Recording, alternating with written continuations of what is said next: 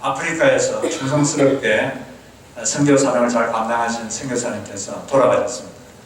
그분을 통해서 예수를 믿게 된 부족민들이 무덤을 만들고 거기다 비석을 세웠는데 그 비석에 이렇게 적었습니다.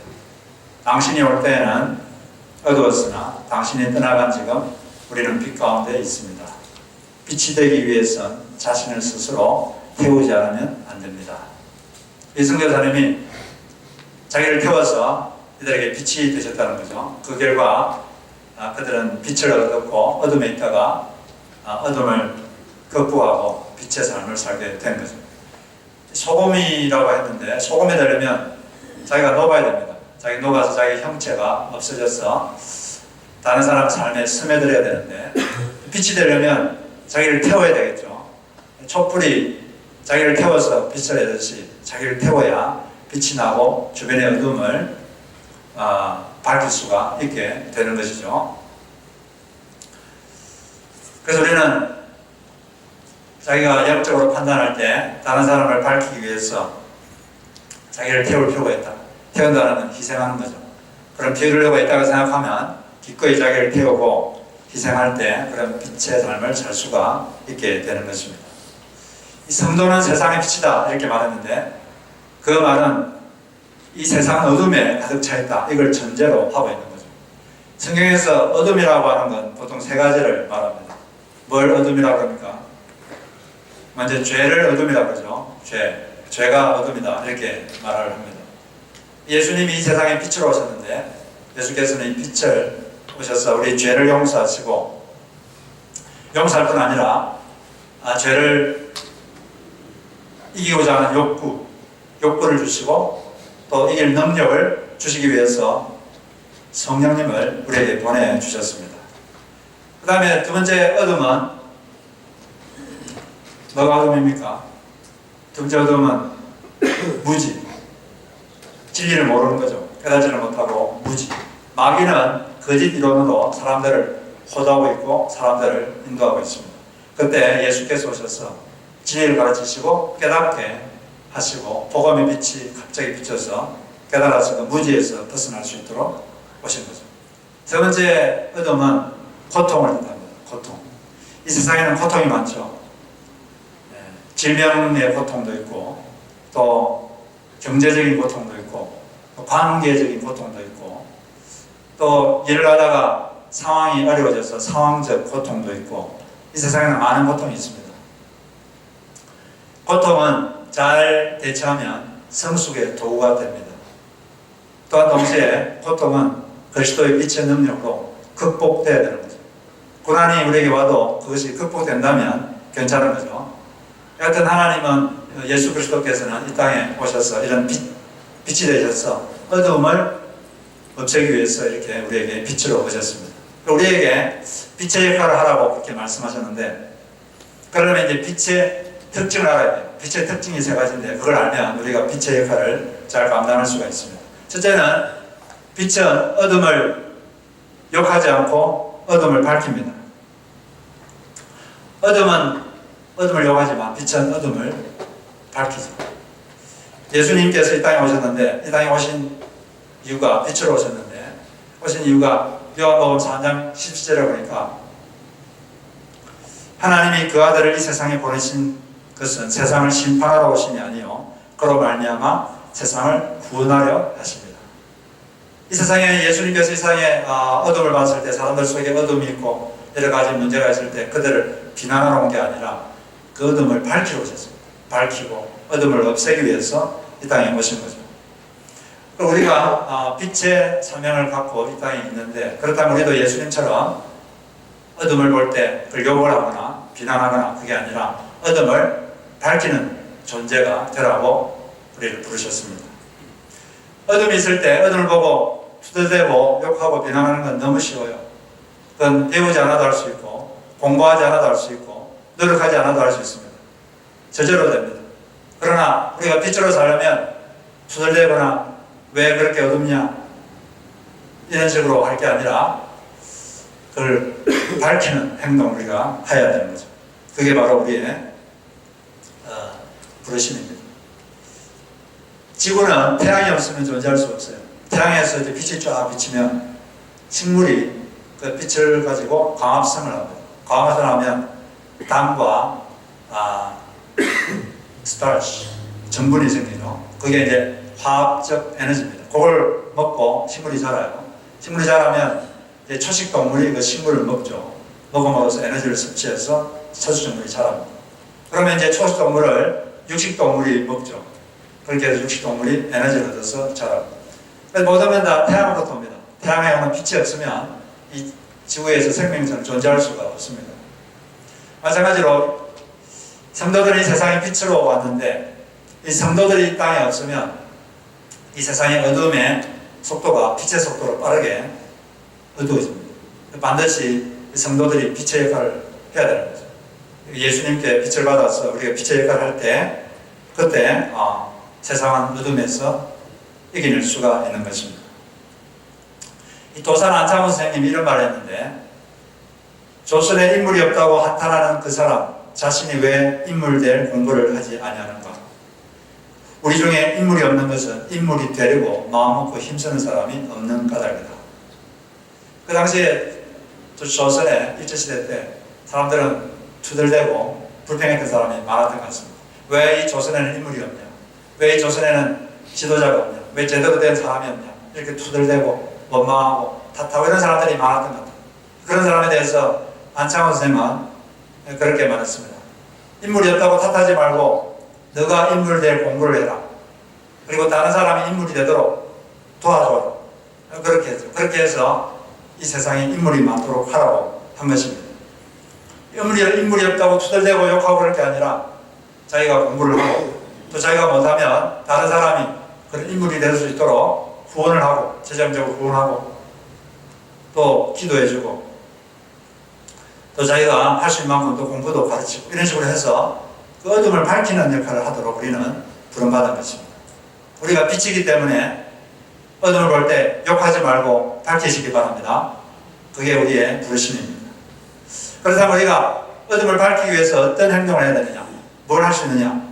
그것은 두 번째 빛의 성질과 연관이 됩니다. 두 번째는 빛의 성질은 빛은 들리게 하지 않고 보이게 한다. 빛은 들리지 않습니다. 그런데 빛은 보이죠. 빛은 말만 하지 않고 행동을 합니다. 오늘 이건 말씀해 보면 5장 16절에 보면 이같이 너희 빛을 사람 앞에 비치게 하여 그들로 너희 착한 행실을 착한 행실을 보는 겁니까? 듣는 겁니까? 보고 행실을 보고 하늘에 계신 너희 아버지께 영광을 돌리게 하라. 너희 착한 행실을 보게 해야 된다는 겁니다. 들리게만 해서는 안 된다는 겁니다. 보게 하려면 행동을 해야 보이죠. 말만 하면 들리기만 합니다. 그러나 그래서는 안 되고 남이 보이도록 행동을 해야 된다는 것이죠. 그래서 빛된 성도들은 말을 적게 하고 행동을 많이 해야 됩니다. 보이려면. 그런데 그 당시 예수님 당시에 어둠의 대표였던 사람들이 있는데 그 사람들은 바리새파 사람들이었고 서기관들이었습니다. 그들은 말은 잘했는데 전혀 행동하지 않았어요. 예수님 말에 의하면 손가락도 까딱하지 않았습니다. 마태복음 23장 2절, 3절, 4절을 읽어보면 율법학자들과 바리새파 사람들은 모세 자리에 앉은 사람들이다. 그러므로 그들이 너희에게 말하는 것은 무엇이든지 다 행하고 지켜라. 그러나 그들의 행실은 따르지 말아라. 그들은 말만 하고 행하지는 않는다. 그들은 지기 힘든 무거운 짐을 묶어서 남의 어깨에 지우지만 자기들은 그 짐을 나르는데 손가락 하나도 까딱하려고 하지 않는다. 예수님 믿는 사람들을 비하하는 말 중에 이런 말이 있습니다. 예수쟁이하고 공산당이 물에 빠지면 입만 동동 뜬다. 그런 말이 있는데 그건 비하하는 말이죠. 예수 믿는 사람은 비하하는 말인데 그리스도인들은 두 가지 종류의 그리스도인이 있어요. 예수쟁이가 있고 예수의 사람이 있습니다. 예수쟁이는 비하된 그리스도인이고 예수의 사람은 예수를 닮은 사람이에요. 우리는 예수쟁이가 돼서는 안 되고 예수의 사람이 되어야 됩니다. 입만 동동 떠서는 안 되겠죠. 말은 잘하는데 손과 발은 움직이지 않는 그게 되면 이제 사람들이 예수쟁이라고 그때부터 욕을 하게 되겠죠. 예수님은 말도 잘하셨지만 행동도 잘하셨습니다. 예수님은 말씀을 잘하셨지만 손으로 온갖 일을 다 했어요. 그분은 제자들의 먼지 묻은 발을 직접 노예들이 하는 그 일을 직접 했습니다. 그리고 사람들이 제자들 모여서 식사할 때는 직접 시중을 들었어요. 누가복음 20장 27절에 보면 같이 식사하고 있는데 나는 너희들 중에 섬기는 자도 있노라. 섬긴 자를 시중 드는 거죠. 누가 큰 자냐? 앉아서 먹는 사람이냐? 시중 드는 사람이냐? 나는 너희들 중에 섬기는 자, 시중 드는 자로 있다. 예수님이 시중을 들었어요. 식사하는. 예수님은 가만히 앉아서 그냥 받아 먹었을 것 같죠. 성경은 보면 그렇지 않습니다. 예수님은 같이 식사하면 직접 시중을 드셨어요. 그리고 그 예수님은 그 손으로 아무도 만지기 싫어하는 문둥병자, 부정하다고 저 멀리서 보기만 해도 도망가고 소금 뿌리고 그런 그 문둥병자를 손으로 만져주셨어요. I love you. 나는 너를 사랑한다. 나는 너를 고치기 원한다. 고침을 받으라. 그리고 손으로 이렇게 만져주셨어요. 그리고 그 손에 마지막으로 못을 박혀서 우리의 죄를 다 담당해 주셨습니다. 우리가 예수쟁이가 되지 말고 예수의 사람이 다 될 줄로 믿습니다. 그래서 우리가 이렇게 사람들 속에 있는 어둠을 밝히기 위해서는 먼저 기도할 수 있어요. 기도라는 것은 하나님을 우리 삶에 초청하는 거죠. 그리고 하늘의 능력에 접속하는 겁니다. 우리 하나님께 간절하게 어떤 사람 속에 어둠을 볼 때 하나님 빛을 비춰주십시오. 간절히 기도하면 깨달음의 빛이 쫙 그 사람에게 임합니다. 어떤 사람에게 여러분들이 그 사람에서 한번 집중적으로 기도해 보세요. 뭔가 깨달음이 없고 무지 속에 있을 때 한번 기도해 보세요. 에베소서 1장 17절에 보면 지혜와 계시의 영을 너희에게 주사 하나님을 알게 하시고, 이게 이제 바울의 에베소 교회를 위한 중보기도인데 지혜와 계시의 성령을 그들에게 주셔서 그들이 깨닫게 해달라고 기도를 한 겁니다. 이 기도를 계속하면 한 사람에서 계속 이 말씀까지 기도하면 그 사람이 갑자기 깨닫게 돼요. 여러분들이 이걸 체험할 수가 있습니다. 우리는 어떤 사람 속에 어둠을 보면 그걸 욕하지 말고 기도하면 간절하게 기도하면 사람이 바뀝니다. 기도로 사람은 바뀌는 거죠. 그 다음에 그렇게 기도로 우리는 그 사람 속에 있는 어둠을 밝힐 수가 있습니다. 그 다음에 기도로 하는 게 아니라 둘째는 행동으로 보여주는 거죠. 빛의 행동을 보여주는 거죠. 왜 나는 너도 그렇게 손가락질하는 게 아니라 그냥 자기가 빛으로 행동하는 거예요. 자기가 보여주는 거예요.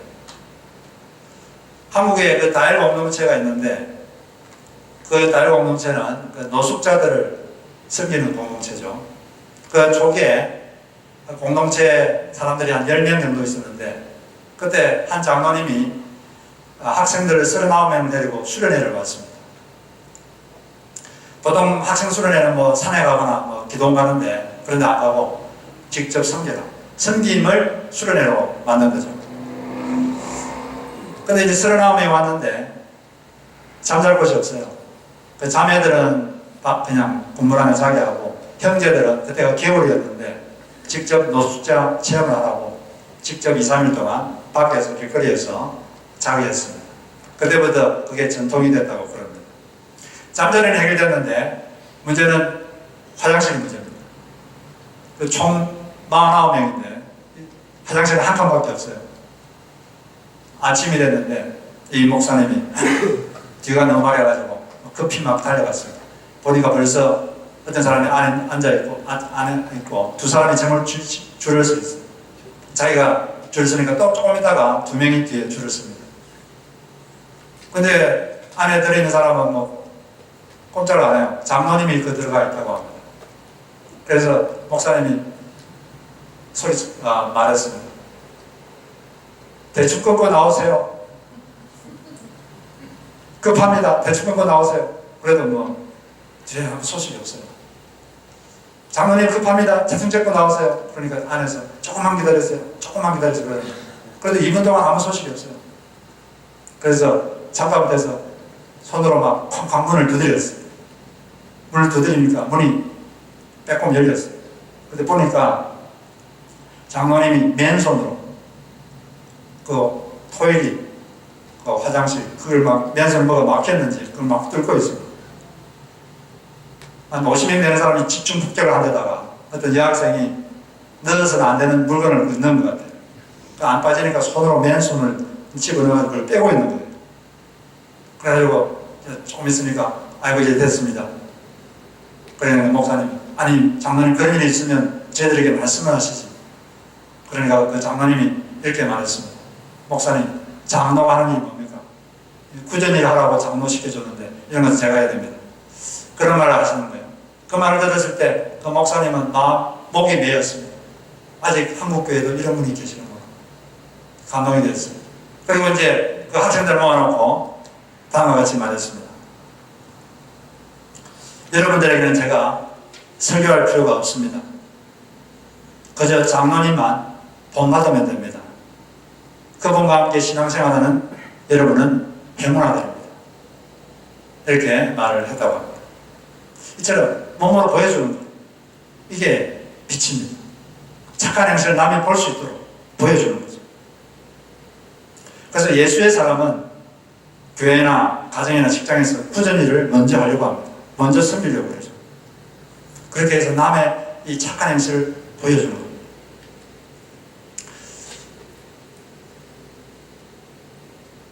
교회에 있다 보면 공동으로 뭘 해야 될 일이 있죠. 모든 사람이 같이 해야 될 일이 있는데, 그때 쉬운 일이 있고 굳은 일이 있어요. 굳은 일은 누가 해야 됩니까? 저 사람이 해야 되겠죠? 굳은 일은 저 사람이 해야 돼요. 내가 하면 안 돼요. 이런 분위기가 있는 교회는 희망이 없습니다. 참 부끄럽죠. 힘든 일, 굳은 일은 가능하면 안 하려고 그러고, 어떻게 하면 내가 안 할 수 있을까? 참 예수님 보기에 부끄럽죠. 그런 게 아니라 굳은 일, 힘든 일, 이걸 내가 하겠습니다. 나에게 시켜주십시오. 서로 하려고 그러고, 서로 힘든 거, 서로 굳은 일, 하기 싫은 일, 서로 하려고 그러고, 그런 교회가 좋은 교회입니다. 그러지 않고 나한테 좀 힘든 일 시키면 어떻게 하나, 그렇게 되면 참 희망이 없죠.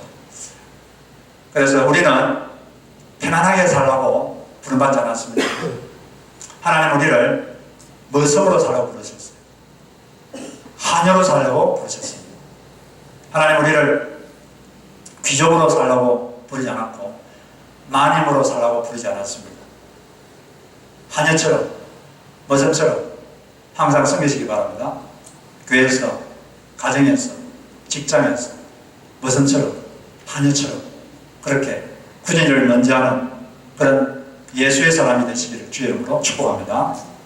그 다음에 세 번째 빛의 특징은, 빛은 자기 과시가 아니라 하나님 과시를 목적으로 삼습니다. 빛인 성도의 최종 목적은 하나님에게 영광 돌리는 거예요. 자기가 과시되는 게 아니라, 자기가 드러나는 게 아니라 하나님을 과시하는 것입니다. 진짜로 보니까 그들로 너희 착한 행실을 보고 하늘에 계신 너희 아버지께 영광을 돌리게 하라.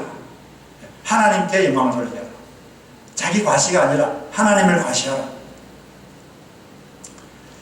이걸 목적으로 삼지 않으면 빛은 금방 변질됩니다. 성도는 계속 변화되어야 됩니다. 좋게 변화되어야 되는데 이 자기 과시가 목적이 되어버리면, 목적은 아니라도 하여튼 그걸 이렇게 은연중에 하게 되면 금방 어둠이 되어버려요. 성도들에게는 아버지가 둘이죠. 땅의 아버지가 있고 우리 모두에게는 하늘의 아버지가 있습니다. 실제로 아버지처럼 그런 기능을 하십니다. 여러분들을 자녀처럼 사랑해 주시고 돌봐주시고 인도해 주시고 힘내 주시고 그런 아버지가 지금 여러분에게 계십니다. 그분을 우리는 하늘 아버지라고 그러죠. 하늘 아버지, 우리가 그렇게 착한 행실에서 우리의 목적은 그 하늘 아버지가 높아지도록 하는 것, 이게 우리의 목적인 거죠. 어떤 독립운동가가 일본인에게 체포돼서 신문을 당할 때 다음과 같이 말을 했습니다. 나는 밥을 먹어도 대한의 독립을 위하여, 잠을 자도 대한의 독립을 위하여 해왔다. 이것은 내 목숨이 없어질 때까지 변함이 없을 것이다. 이렇게 자기를 신문하는 사람에게 말했습니다. 예수의 사람, 예수 믿는 사람은 어떻게 말해야 되겠습니까? 나는 밥을 먹어도 하나님의 영광을 위하여, 나는 잠을 자도 하나님의 영광을 위하여. 먹든지 마시든지 무엇을 하든지 나는 하나님의 영광을 위하여 살아왔다. 이것은 평생 변하지 않을 것이다. 이렇게 힘차게 말하는 우리 모두가 되어야 될 것입니다. 우리가 이렇게 자식이 잘 되면 사람들이 물어보죠. 이 누구 준 자식이냐? 그러면 아버지 이름을 말하면 아버지가 높아집니다. 여러분에게 여러분의 착한 행실을 보고 누가 당신 아버지가 누굽니까? 저희 아버지는 하늘과 땅을 창조하신 분이십니다. 이 대주제이십니다. 땅을 만드시고 하늘을 만드시고 말씀 한마디로 모든 만물을 창조하신 놀라운 능력을 가지신 대주제이십니다. 당신 아버지 대단하시군요. 이렇게 되는 것이 기독교인의 삶의 목적입니다. 사울왕은 처음에는 자기를 낮추어서 하나님을 높이다가 빛으로 살다가 조금 지나니까 어둠이 되어버렸어요. 자기를 높이고 자기를 과시하는 그 어둠이 되어버리고 말았습니다. 사울의 삶을 극명하게 보여주는 대조적인 성경 구절이 있는데 사무엘상 10장 26절 27절에 보면 사울 왕이 처음에 왕이 될 때가 있어요. 처음에 이제 사무엘이 기름을 부어가지고 왕으로 삼았습니다. 근데 바로 왕으로 삼았는데 바로 그 자리에서 어떤 일이 있었냐면 그 27절에 보면 그러나 몇몇 불량배들은 이런 사람이 어떻게 우리를 구할 수 있겠느냐 하고 떠들면서 사울을 업신여기고 그에게 예물도 바치지 않았다. 그러나 사울은 못 들은 척 하였다. 지금 바로 왕이 됐어요. 왕이 되고 사람들이 하는데 일부 사람들이 바로 사울 듣는 데서 업신여기를 말했어요. 저런 사람이 어떻게 왕이냐. 여러분 보는 앞에서 누가 여러분 업신여기를 말을 하면 기분이 어떻습니까? 넘어가기가 쉽지 않죠. 그러나 마음이 낮은 사람은 넘어갑니다. 마음이 하나님 앞에서 티끌같이 낮은 사람은 자기를 누가 업신여기고 비난해도 넘어갑니다. 처음에 사울왕은 마음이 낮았기 때문에 넘어갔어요. 못 들은 척 하였다. 그냥 간과 낮은 사람은 간과의 능력이 큽니다. 처음에 그랬는데 조금 있다가 16장에 가보니까 사람이 변질됐어요. 하나님 명을 하라고 했는데 전쟁했는데 하나님께 불순종했어요. 불순종하고 대신에 이겼는데 자기 이긴 것을 기념해서 사울을 기념하는 기념비, 성전 기념비를 세웠어요. 이처럼 변질되어 버렸죠. 자기를 과시하고 하나님을 높이는 게 아니라 자기를 과시하는 변절자가 되어버렸습니다. 그러자 이 사울 왕에게서 하나님의 임재가 떠나갔습니다. 사울은 그때 어둠이 되어버렸고 더 이상 하나님께 쓰임을 못 받게 된 거죠. 우리는 이처럼 하나님의 영광, 하나님께 영광 돌리는 것을 우리 삶의 최종 목적으로 삼고 삶으로서 끝까지 빛으로 남으시고 끝까지 세상에 빛이 되시기를 주의 이름으로 축복합니다. 그런데 이렇게 빛으로 살려면 우리는 우리 속에 빛이 없고 그리스도가 빛입니다. 예수님을 영접할 때 그리스도가 우리 안에 들어오는데 우리가 그리스도의 빛을 가득 담아서 세상에 비추는 거예요. 이 원리를 우리는 그 천지 창조에 보면 그 원리를 배울 수가 있습니다. 우리가 창세기 1장을 보면 처음 읽을 때 조금 이해가 안 되는 게 있어요. 첫째 날 뭘 만드셨습니까? 빛을 만들었죠. 빛이 있으라 말씀하시니까 빛이 쫙 생겼어요. 넷째 날 광명체를 만들었어요. 큰 광명체, 작은 광명체. 큰 광명체는 낮을 주관하게 하고 작은 광명체는 밤을 주관하게 했는데 큰 광명체는 태양을 말하고 작은 광명체는 달을 말합니다. 그러면 우리가 생각하기에 태양이 빛인데 뭐 또 첫째 날에 또 빛을 만드시고 넷째 날에 태양을 만드는다. 이게 조금 헷갈릴 수가 있는데 이걸 히브리어로 보면 좀 이해가 돼요. 첫째 날 빛은 히브리어로 오르입니다. 오르. 그런데 넷째 날에 광명체 이거는 뭐냐면 마오르. 앞에 마자가 붙어요. 마자는 뭐냐면 물체. 마오르는 뭐냐면 빛을 내는 물체. 빛을 내는 물체를 만든 거예요. 광명체. 영어로 하면 루미널.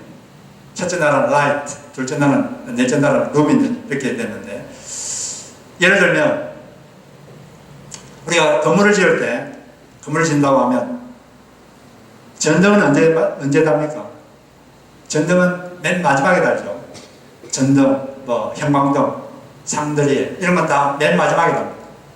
그러나 그 전등을 달기 전에 이미 그 전등을 달기 전에도 빛은 필요했죠.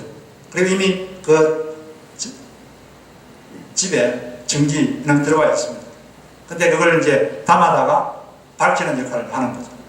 마찬가지로 첫째 날 하나님이 빛을 만드셨어요. 빛이라는 것은 원자에서 나오는 건데, 원자가 들떠 있다가 안정되는 순간 거기서 에너지가 나옵니다. 그 에너지가 전자기파인데, 그 전자기파가 빛이에요. 전기장과 자기장이 상호작용해서 나오는 게 전자기파인데, 그게 빛입니다.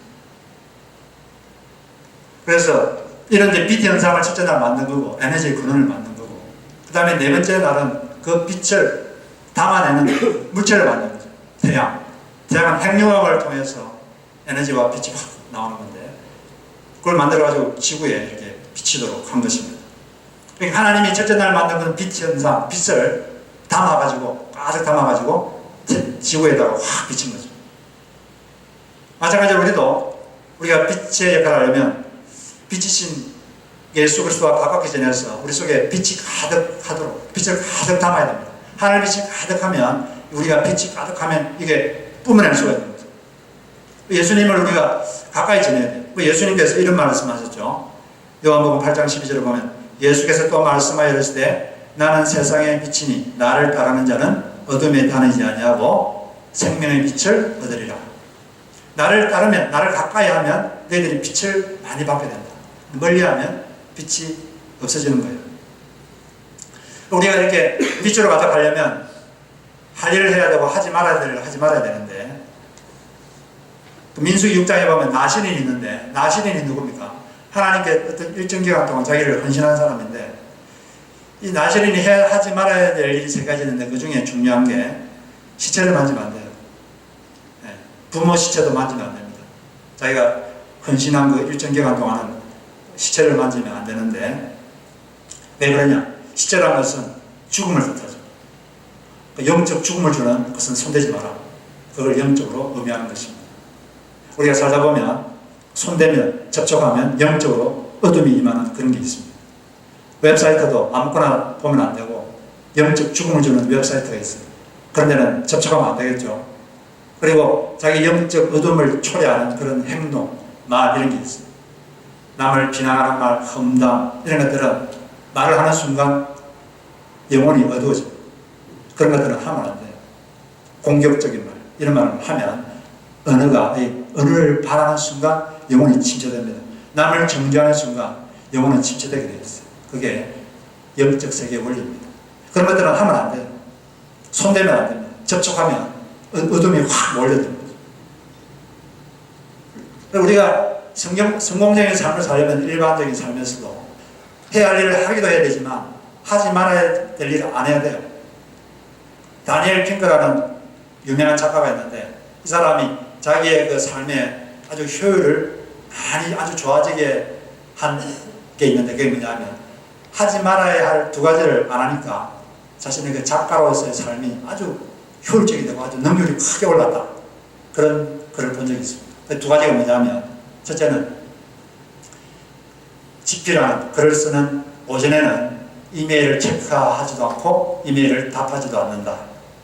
그런 자기가 정해서. 왜냐하면 집중을 해야 되는데 이메일 보고 답하고 있다 보면 정신이 산만해서 집중이 제대로 일을 못하거든요.